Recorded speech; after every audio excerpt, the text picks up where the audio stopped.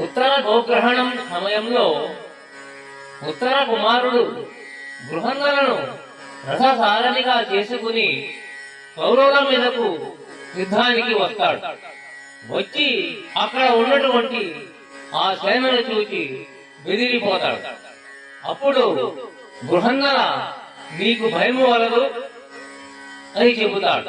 ఉత్తర కుమారుడు కౌరవ సేనను చూచి ఆ సేనలోని వారిని నీవు ఎరుగుదువా అని అడుగుతాడు.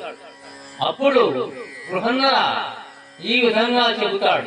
కాంచనమయ వేదిక కనత్యేతనోజ్వల విభ్రమము వాడు కలసజుండు సింహలాంగూల భూషిత నభోభాగకేతు రేఖణము వాడు ద్రోణసుతుడు కనక గోవృష సాంద్రకాంతి పరిస్ఫుట ధ్వజ సముల్లాసంబు వాడు కృపుడు లలిత అంబు ప్రభాకలిత పతాకా విహారంబు వాడు రాధాత్మజుండు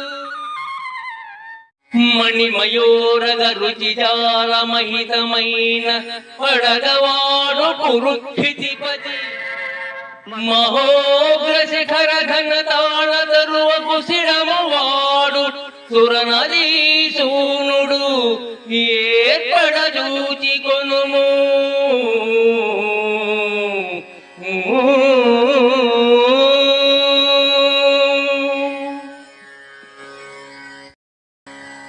బంగారు రంగుతో చేసిన వేదిక మీద ప్రకాశిస్తున్న జెండా కల రథం మీద ఉన్నవాడు ద్రోణుడు.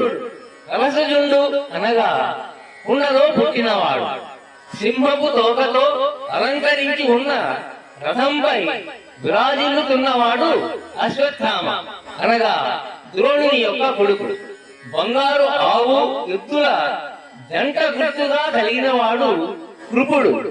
లలితంబుగా ప్రభావితమవుతున్న శంఖం పతాకముగా కలవాడు కర్ణుడు. రాధాత్మజుండు అనగా రాధ యొక్క కుమారుడు. మణులతో పొదిగిన పడగ గల నాగుపాము పతాకముగా కలవాడు దుర్యోధనుడు. కురుక్షితిపతి. బ్రహ్మాండమైన కాలవృక్షం జెండాగా ఉన్నవాడు భీష్మాచార్యుడు. సురనదీసునుడు అనగా గంగానది యొక్క కుమారుడు అని అర్థం. వీరినందరినీ ఏర్పడ పిలుచుకునుము అని బృహన్నల ఉత్తర కుమారుడితో చెబుతున్నాడు.